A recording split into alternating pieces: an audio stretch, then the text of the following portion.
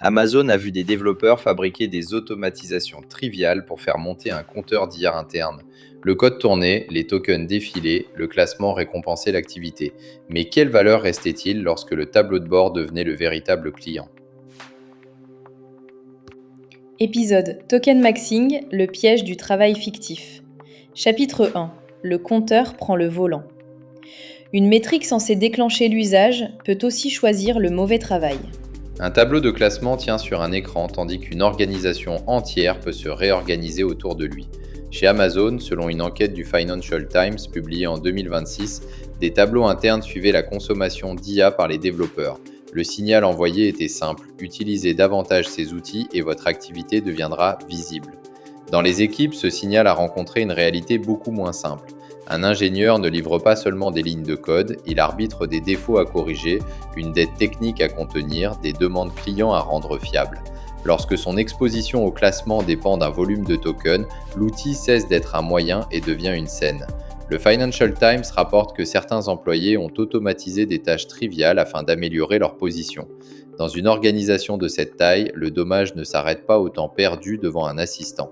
Chaque automatisation médiocre entre dans les dépôts, passe par les revues, déclenche des tests et alourdit des pipelines d'intégration continue. Un correctif utile peut alors attendre derrière du code produit pour nourrir une métrique. Le classement ne déforme donc pas seulement le comportement individuel, il encombre le système qui devait livrer plus vite. Dave Treadwell, vice-président senior chez Amazon, a fini par demander: s'il vous plaît, n'utilisez pas l'IA uniquement pour le plaisir d'utiliser de l'IA. La phrase est moins une remontrance qu'un aveu de conception. Le dispositif avait mesuré une trace de l'usage, pas le résultat du travail. C'est le paradoxe central. L'entreprise veut accélérer une conduite du changement légitime parce qu'une technologie non utilisée ne produit aucun gain. Pour sortir les équipes de l'inertie, elle rend l'adoption mesurable. Puis elle transforme cette mesure en signal de carrière et le signal se met à gouverner les gestes.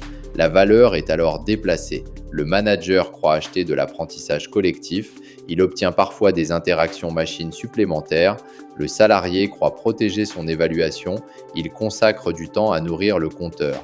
Le coût n'apparaît pas dans la facture du modèle, il se cache dans les priorités abandonnées, les revues de code rallongées et l'attention fragmentée. Ce n'est pas une critique de l'IA, c'est une critique d'un choix de pilotage. La consommation de carburant ne prouve pas qu'un camion a livré sa marchandise, elle prouve seulement qu'un moteur a tourné. Pourquoi traiter les tokens comme s'ils étaient à eux seuls une unité de productivité? Chapitre 2. Mesurer sans mettre en scène. Le compteur voit le mouvement. Le client, lui, attend l'arrivée.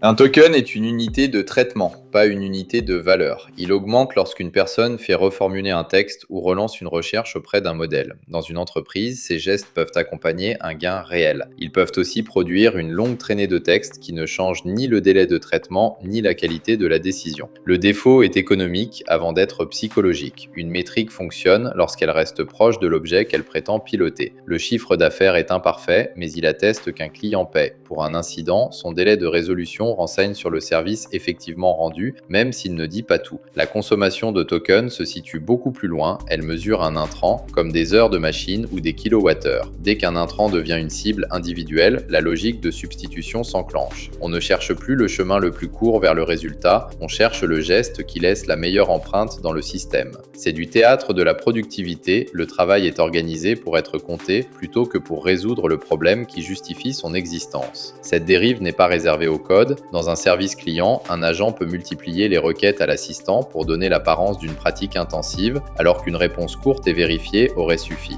Dans une direction juridique, une équipe peut faire résumer le même dossier sous plusieurs angles afin d'accumuler des traces, plutôt que de sécuriser la clause qui bloque la négociation. Le coût est double: inférence payée, attention détournée. La difficulté pour un dirigeant est que l'absence de compteur pose aussi problème. Une transformation laissée à la seule bonne volonté s'éparpille. Les usages restent locaux et les équipes qui expérimentent portent seules le risque. risque. Il faut donc mesurer, mais en remontant la chaîne de valeur. Au lieu de demander qui a le plus sollicité un modèle, demandez si le processus s'est raccourci, si une erreur récurrente a disparu ou si les réponses aux clients sont devenues plus fiables. Cette différence change le rapport de force. Le fournisseur de modèles capte davantage de revenus lorsque l'entreprise récompense le volume de calcul. L'entreprise cliente reprend la main lorsqu'elle relie la dépense à un résultat métier vérifiable. Le bon indicateur ne célèbre pas la machine qui parle le plus, il rend visible le travail qui disparaît sans dégrader le service. Pour le vérifier, un responsable peut suivre la part des propositions de code acceptées après relecture humaine et observer la dette technique laissée par les changements livrés. Ces traces ne font pas de l'IA une vedette, elles montrent si le processus supporte réellement sa vitesse. Le tableau de bord n'est jamais neutre pour celui qui le regarde chaque matin. Il transforme une recommandation technologique en message social. Ceux qui utilisent l'IA sont du bon côté, ceux qui hésitent devront se justifier. Dans ce climat, l'incertitude professionnelle se mélange à l'apprentissage. Selon une enquête citée par le Financial Times en 2026 auprès de 500 directeurs des ressources humaines, 60% déclaraient constater une hausse de l'épuisement professionnel chez les employés. Les gains de productivité projetés ne suffisaient donc pas à apaiser la transition. Cette enquête ne démontre pas que l'IA cause à elle seule cet épuisement. Elle révèle néanmoins un coût de transition que les tableaux d'adoption ignorent volontiers. Imaginez la scène un lundi à 8h40. Une responsable opération ouvre son messager interne avant la réunion d'équipe. Elle doit répondre plus vite grâce à l'assistant, vérifier ses sorties, apprendre la nouvelle procédure et rassurer son équipe sur son propre rôle. Son travail d'hier demeure. Une couche de preuves s'ajoute par-dessus.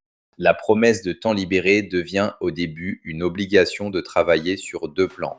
C'est là que le terme token maxing devient utile. Il ne désigne pas seulement l'excès de requêtes, il décrit une adaptation rationnelle à une incitation mal dessinée.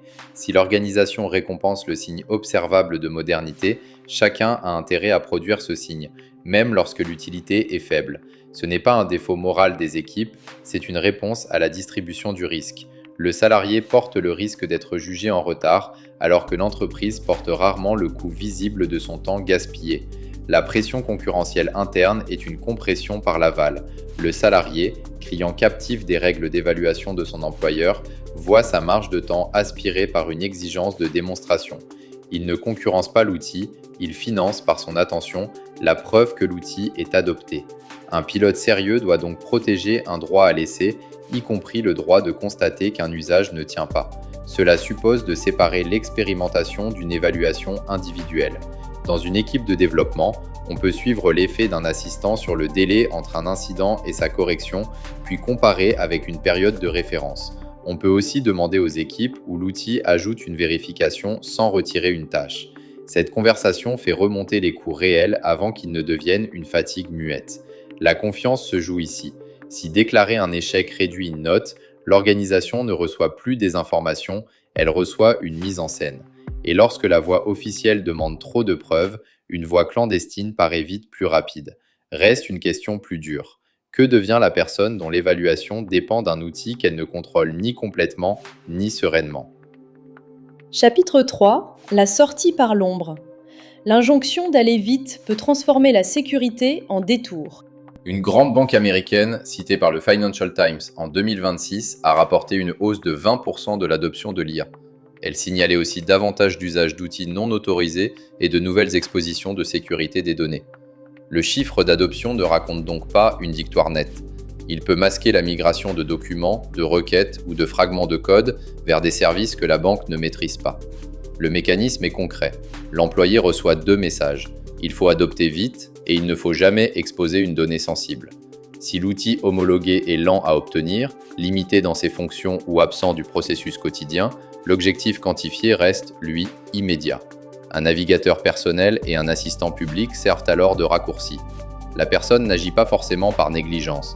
Elle tente de concilier une injonction de performance avec une infrastructure incomplète. Cette fois, le coût de sortie est inversé. Quitter un outil public est facile en apparence, mais récupérer une donnée déjà copiée, tracer son usage et réparer une exposition ne l'est pas. L'entreprise a déplacé la friction hors du parcours autorisé. Elle la retrouve dans ses fonctions de sécurité, de conformité et de gestion de crise. Le risque n'est donc pas seulement celui d'une fuite, c'est un problème de conception du canal. L'organisation veut le bénéfice de l'IA dans ses processus, mais fournit parfois un accès qui ne tient pas le rythme de ces processus. Le contournement de canal apparaît quand l'utilisateur final atteint directement un service externe, débranchant l'intermédiaire censé encadrer les données. Les défenses classiques, comme un rappel de politique interne, échouent si elles ne réduisent pas l'écart entre le besoin réel et la voie conforme. La réponse n'est pas de surveiller chaque requête. Une surveillance totale recrée le théâtre qu'elle prétend supprimer. Il faut offrir une voie approuvée assez simple pour gagner contre le détour, puis fixer des frontières claires sur les données et les cas d'usage. Surtout, l'évaluation doit récompenser un résultat obtenu dans le bon cadre plutôt que le volume produit à n'importe quel prix. Cette discipline paraît plus lente pendant quelques semaines. Elle évite pourtant une dette opérationnelle, des usages cachés, des données dispersées et des équipes qui apprennent à contourner l'entreprise au moment même où elle veut les rallier.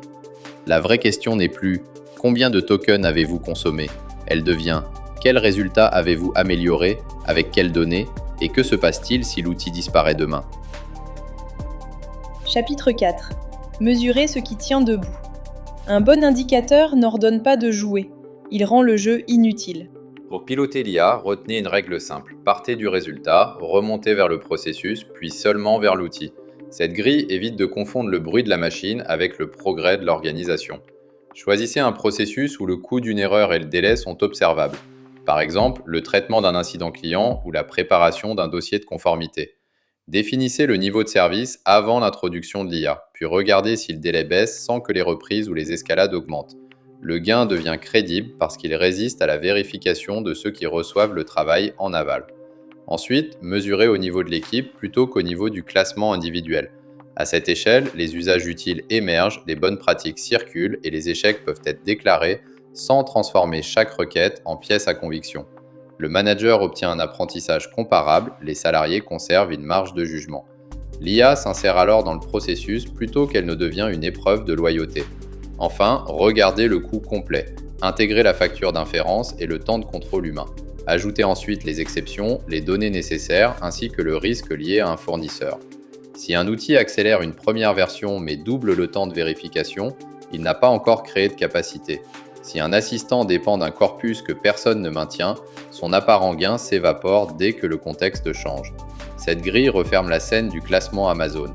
Le défaut ne venait pas d'un usage excessif de l'IA, il venait d'un compteur qui faisait passer une activité visible avant un résultat défendable.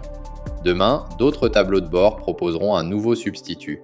Requêtes, minutes économisées déclarées, documents générés.